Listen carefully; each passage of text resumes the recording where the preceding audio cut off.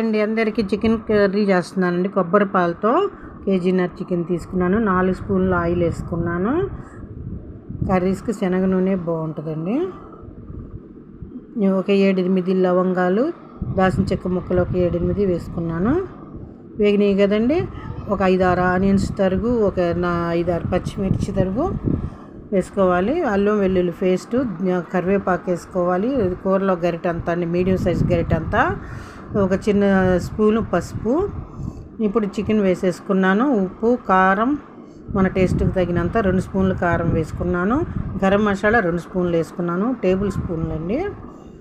ఇప్పుడు చూడండి, అది మగ్గేలోగా కొబ్బరి వడకడుతున్నాను.